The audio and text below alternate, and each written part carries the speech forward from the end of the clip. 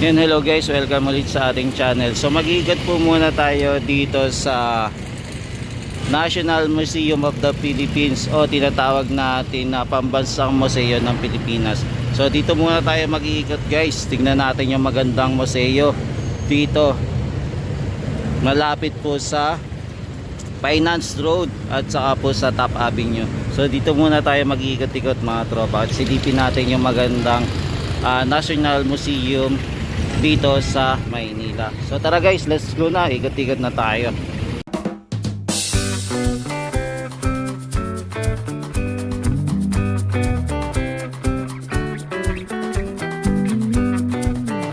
Yan, kung mapapansin nyo mga tropa, sa itong mga plant box na to ay umabot na hanggang dito sa Top Avenue. So meron pa po natitira dito na kailangan pa pong gawin. So ito po hindi pa po natatapos. So abangan natin kung kailan naman po nila susundan. So ito hindi pa po naayos. So kailangan pa po ito lagyan din ng plant box. So ito po yung ating Metro Manila. So ngayon po ay Monday po, July 7, 2025. So nandito po muna tayo sa Top Avenue. Yan, so ito po yung itsura ng ating National Museum na napakaganda po, napakaluwag.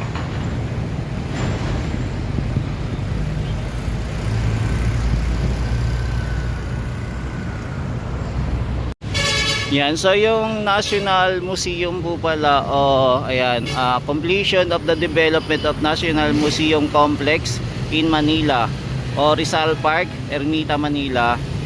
Tapos yung contractor po niya ay 401 Development and Corporation, Construction Corporation. So 65 days, so nagsimula po siya ng January 30, 2025. So matatapos po ito ng January 30 naman 2026, na umabot po ng budget po ay nasa 58 million. So malaki-laki po yung budget nito, no? Okay pala ng budget nito.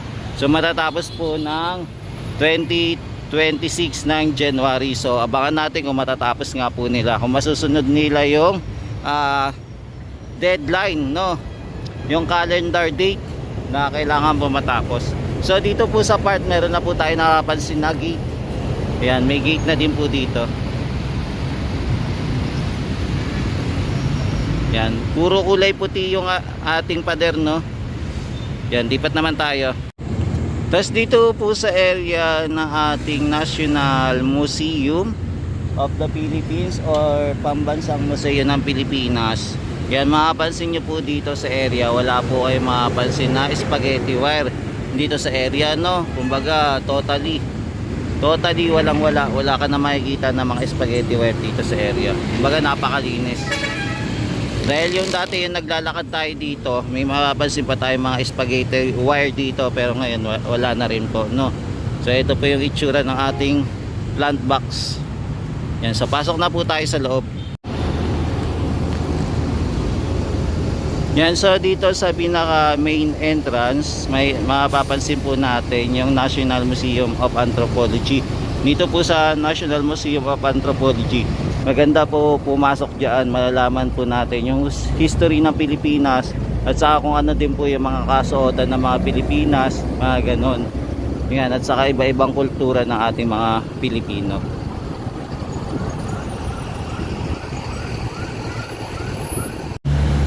Yung plant box po dito ayos na rin po, no, maganda na rin po. Ayan, pinaganda na rin.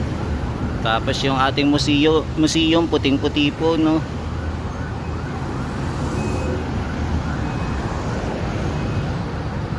Yan, pasok na po tayo sa loob.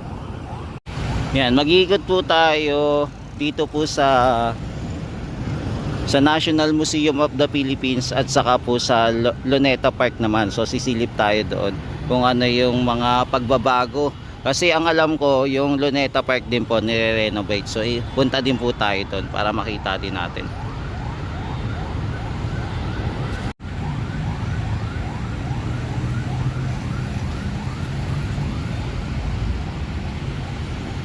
Yan, meron din pala dito marker na po, no.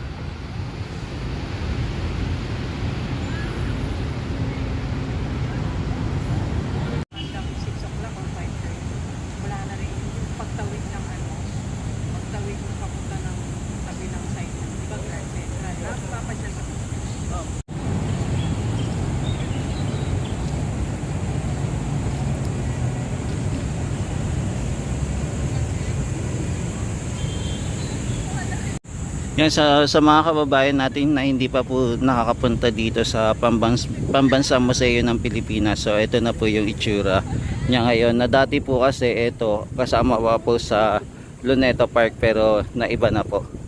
So nag-separate na po sila. So ito hinahawakan na po ng National Museum.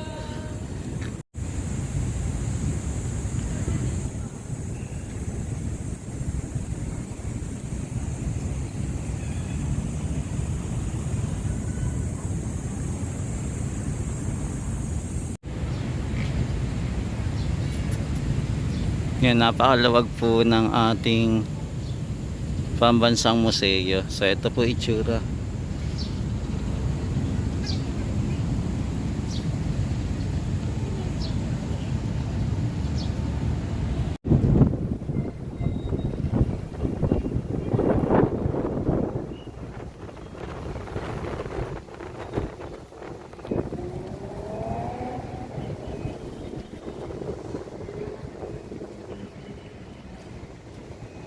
Yan, so ito po yung open area ng ating Pambansang Museo ng Pilipinas.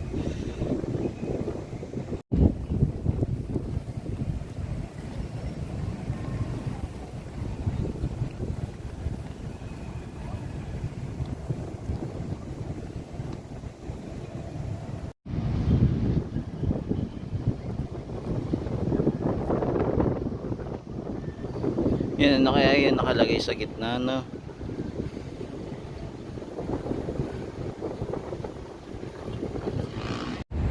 Yan guys, pag galing po kayo dito sa Pambansang Museo ng Pilipinas, pwede na po kayong tumawid dito. So open na po yung gate dito papunta pong Luneta. So hindi na po kayo iikot, lalabas dito sa Pambansang Museo ng Pilipinas para makarating lang po sa Luneta. So accessible na po siya. Meron na pong gate dito papunta na pong Luneta Park.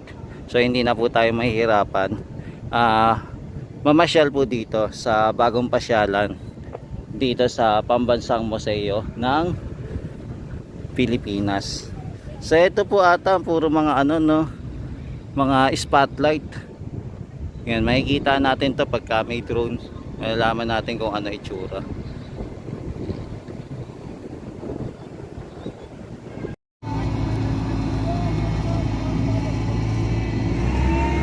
Yan, so dito sa part na to may mga inaayos-ayos pa sila. Yan, may mga construction worker tayo nakikita.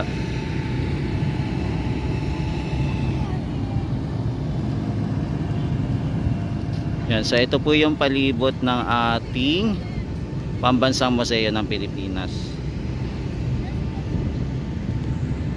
Yan, so guys, punta naman po tayo sa Luneta. Doon naman po tayo silip. Tingnan natin kung ano naman yung mga kaganapan doon. Silipin natin yung renovation naman po ng Luneta.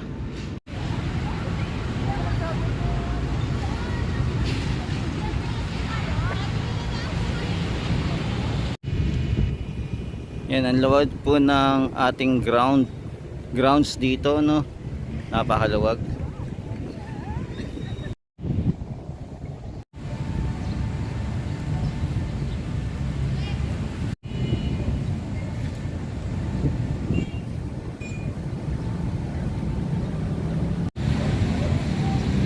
Yan, so yung may mga area pa po dito hindi pa po nalalagyan ng plant box. Hindi pa po naayos.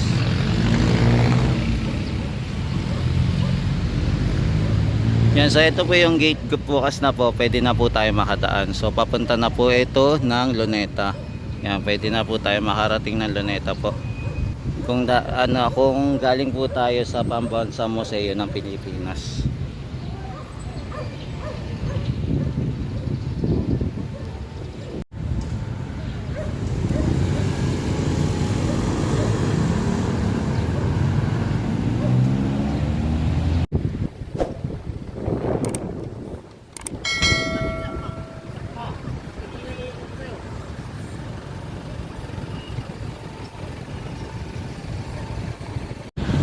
Yan, so nandito naman po tayo mga tropa sa Luneta Park naman tayo mamasyal.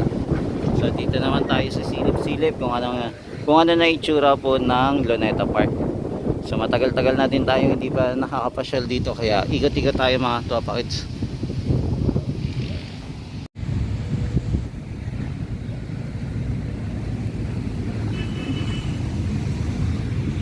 Yan, kung mapapansin nyo, yung Luneta ay ongoing renovation po. So may mga ginagawa po sila.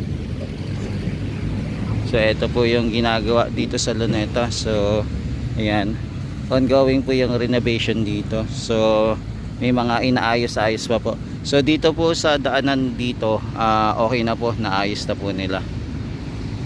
Ayan. So ito na po yung bagong itsura, bagong daanan po ng ating Luneta Park.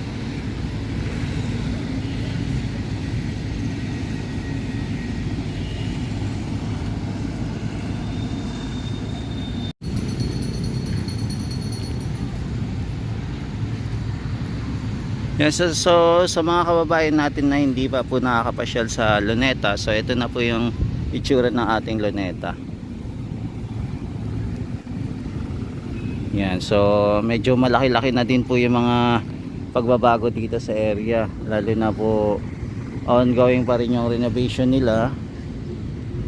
May mga inaayos-ayos para pagandahin po yung ating Luneta Park.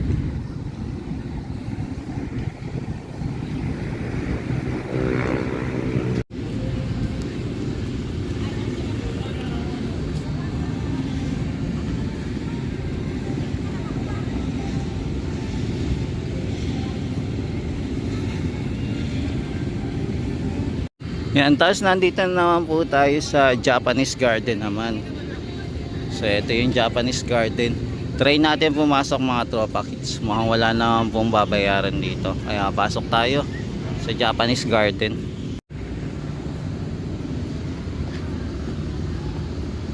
Yan, so ito po yung Japanese Garden mga kababayan.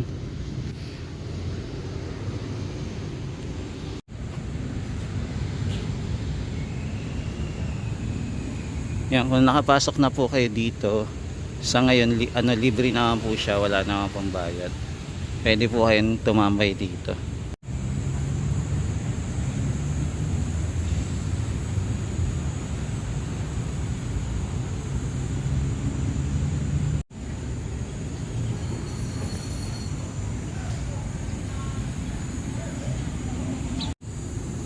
Yan, maganda din po pala dito, no, sa Japanese Garden.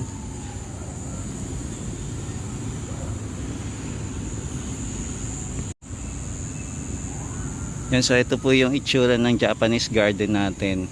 So nakapasok po tayo dito, wala po tayong babayaran. So nagtuloy-tuloy lang po tayo pumasok dito. So nandito na po tayo sa loob ng Japanese Garden. So mag-ikot-ikot tayo dito kasi ito yung unang pagkakataon natin nakapasok tayo dito sa lugar ng Japanese Garden. So enjoy natin yung pag-iikot habang wala pong bayad.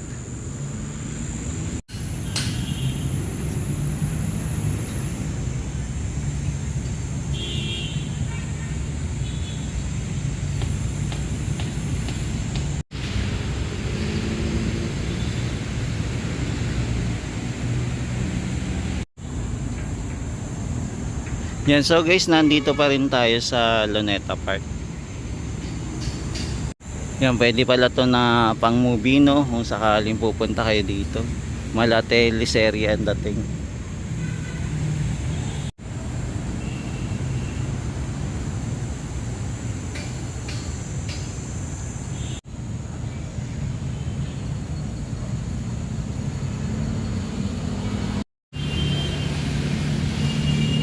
Yan, dito sa lugar na to napakatahimik po, tapos ilan lang din po yung nakakapasok dito sa loob.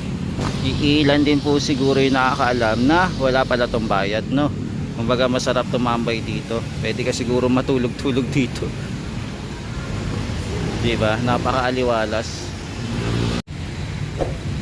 Tapos dito may mga area po na walang mga halaman, kundi puro mga bato-bato na.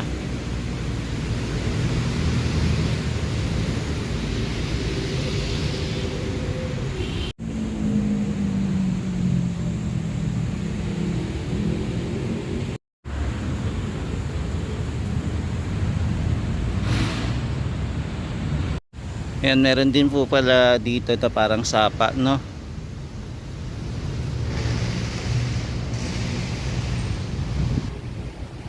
Ayan, malamig din po yung hangin dito sa area.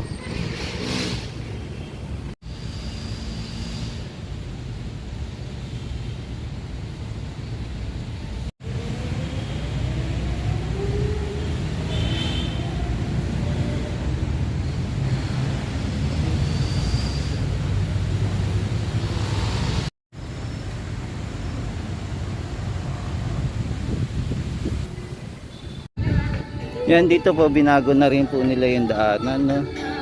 Yan, inayos na nila. Tapos dito may inaayos pa po sila. So ongoing pa rin po yung renovation dito sa area. May mga inaayos pa sila. Lalo na po sa walkway, inaayos pa nila para lalo pa po mapa-improve. So ito, ayun, no? So yung mga upuan dito malapit, tinanggal po muna. So ito po yung mga nire-renovate. Dito malapit naman po sa may fountain. So ongoing po renovation dito sa area.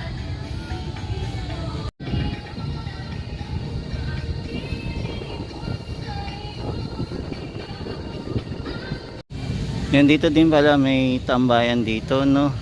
May mga puno-puno dito sa area. Ngayon ko lang din to napansin na meron pala dito.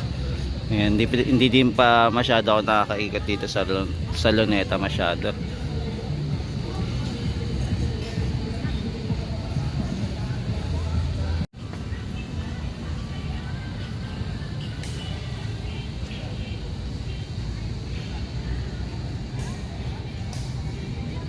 Yan, may mga palaruan pala ng chess dito sa area.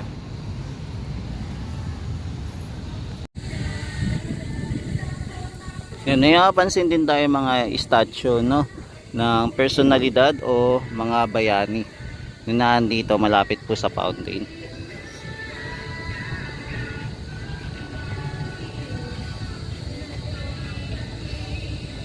Kasi ito naman po yung ating Rizal Park Open Air Auditorium.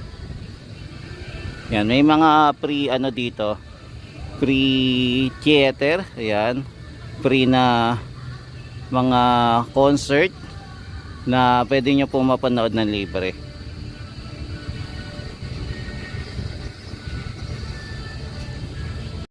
Yan, buti na lang sa pag-ikot-ikot natin dito sa Luneta, hindi po umulan, kaya maganda din po ang simoy ng hangin, nakakaikot-ikot po tayo.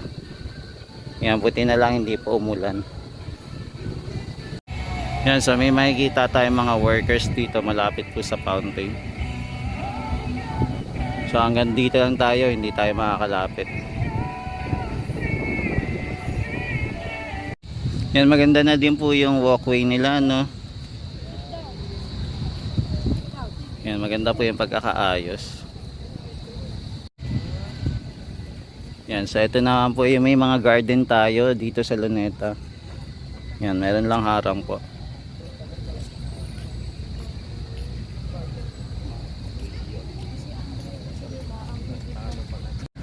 Yan, dito naman tayo pasok guys, sa Chinese garden naman tayo punta. So silip naman tayo dito. Yan, so ito naman po yung ating Chinese garden. So pag pupunta po tayo dito, libre din naman po, walang babayaran din po. Yan, so dati po may mga bayad to na hindi tayo makakapasok sa loob, pero ngayon okay na, pwede na tayo makapasok sa loob ng libre.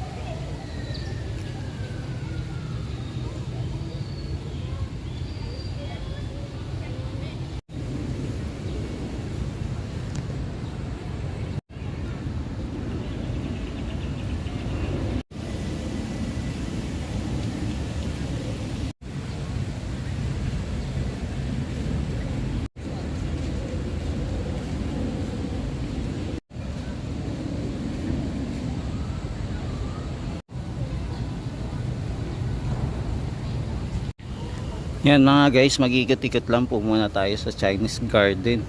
Dito muna tayo mamasyal.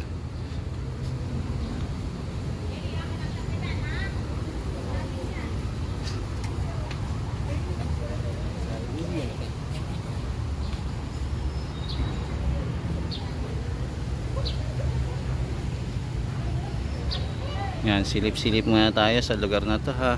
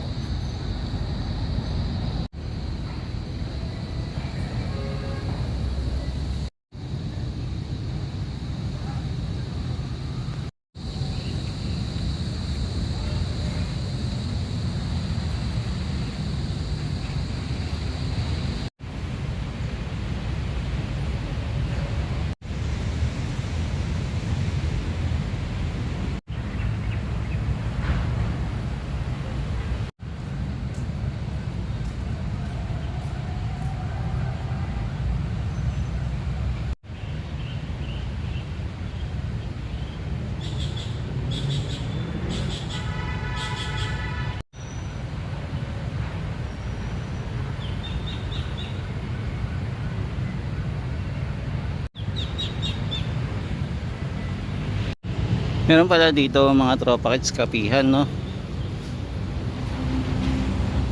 Yan, so meron pala dito ano, Papa Cafe. Yan, may available pala dito.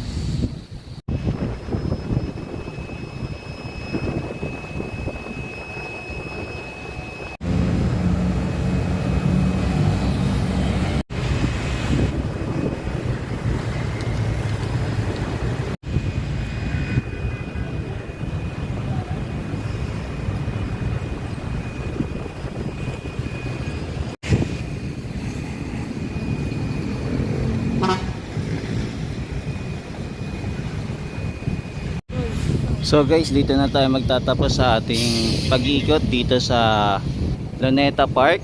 Yan, so inuna po natin yung National Museum of the Philippines o Pambansang Museo ng Pilipinas. Yan, so ito po yung ating pamamasyal dito sa Luneta. Sana na-enjoy nyo po yung ating pag-iikot-ikot dito sa Luneta Park. Yan, sa mga kababayan natin na hindi pa po nakakapunta dito, so yung Luneta Park po ay ongoing renovation pa rin po. So inaayos-ayos pa rin po nila yung mga area ng ating walkway. So may mga inaayos-ayos pa po sila. At ini-improve po itong ating Rizal Park. So for the meantime, ito po muna yung latest update natin dito sa Rizal Park. So hoping makabalik po ulit tayo dito para mag-update po muli. Ayan, maraming salamat po. Ito po ulit si JR Doria TV. Thank you po and God bless.